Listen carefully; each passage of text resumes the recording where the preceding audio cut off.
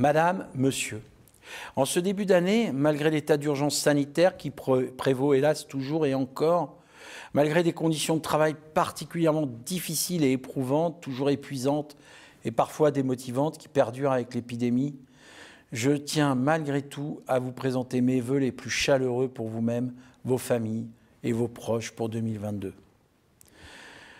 Depuis près de 2 ans maintenant, nous dénombrons plus de 120 cellules de crise et le plan blanc a été réactivé. L'hôpital public subit une pression inédite et épuisante. En première ligne d'une crise sanitaire qui bouleverse nos vies professionnelles, notre organisation du travail, nos vies personnelles aussi. Vous êtes celles et ceux qui relevaient avec force, professionnalisme, le triple défi de la prise en charge des malades, du dépistage et de la vaccination. Cela continue de susciter chez moi, comme chez tous les habitants de notre territoire, une reconnaissance et une fierté. Au vu des conséquences sanitaires et sociales qui impactent profondément toutes les Françaises et tous les Français, nous savons désormais que cette crise est structurelle à bien des égards et qu'elle appelle donc des réformes structurelles, au premier chef dans le secteur hospitalier public. Je connais le travail harassant, les heures supplémentaires qui s'additionnent, la pression subie alors que nous savons bien que seule la vaccination généralisée peut contenir, dans l'attente de nouveaux traitements, la gravité des pics épidémiques qui désorganisent l'hôpital bien au-delà des seuls services d'urgence et de soins intensifs. Vous connaissez l'engagement de la ville de Clermont-Ferrand et de la métropole pour apporter un soutien logistique et appeler régulièrement à se faire vacciner et à respecter les gestes barrières. Il en va de notre responsabilité d'élus et de citoyens de tout faire pour limiter et soulager au maximum votre fardeau au service des Auvergnats et des Auvergnates et bien au-delà. Après les 3 sites hospitaliers à Clermont et à Saint-Bazin, nous avons d'ailleurs souhaité que l'exposition qui retrace 2 ans d'engagement de l'hôpital face à l'épidémie soit visible aussi dans le patio de l'hôtel de ville de Clermont-Ferrand. Alors que vous êtes mobilisés pour faire face à la 5e vague épidémique, je voudrais néanmoins retenir quelques notes positives d'espoir qui ont marqué la vie de l'hôpital en 2021 et qui ont amené à d'autres développements.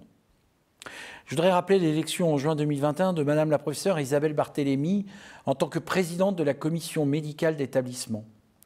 Je salue l'élection d'une grande chirurgienne, première femme à cette responsabilité éminente au sein du CHU. Face à la crise, notre hôpital affiche de nouveaux investissements conséquents, une programmation pluriannuelle de plus de 400 millions sur 10 ans. Le lancement du projet GM3, mais aussi la requalification de l'hôpital du Mont-d'Or ou celui d'Issoire. Vous connaissez mon attachement au développement équilibré et équitable entre la métropole et les territoires auvergnats.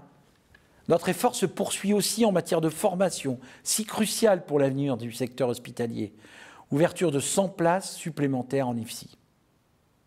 Clermont-Auvergne Métropole a aussi décidé de participer au financement de sa relocalisation en lien avec l'opération de renouvellement urbain du quartier Saint-Jacques. Je suis très fier aussi de voir notre hôpital toujours mieux reconnu pour ses capacités à innover et à se distinguer. Je citerai la première prescription nationale de cannabis thérapeutique, l'ouverture d'un secteur spécifiquement dédié à l'oncologie pour une prise en charge globale des patients, ou encore la première plateforme pédiatrique de compensation du membre supérieur, pour ne prendre que ces quelques exemples. Plus globalement, l'hôpital maintient ses bons classements nationaux. Le Point nous place dans le top 14 des établissements de santé français, ce qui, après tout, s'entend parfaitement à Clermont et en Auvergne. Nous sommes même classés meilleur établissement dans le traitement de l'endométriose. Je voudrais évoquer aussi le travail essentiel que va représenter la mise en œuvre du projet social de l'établissement, dans un temps où les conditions de travail sont évidemment au cœur de nos préoccupations et de nos inquiétudes. Je me félicite de la titularisation de 80 agents de la catégorie C après discussion entre représentants syndicaux et direction. En cette période, j'appelle à la poursuite d'un dialogue social permanent et soutenu. Nous en avons plus que jamais besoin. Je renouvelle à chacune et à chacun d'entre vous tous mes vœux de bonheur et de santé et vous exprime au nom des Clermontoises et des Clermontois, de tous les habitants de la métropole, ma confiance, mais surtout ma reconnaissance envers l'hôpital public. Bonne année 2022.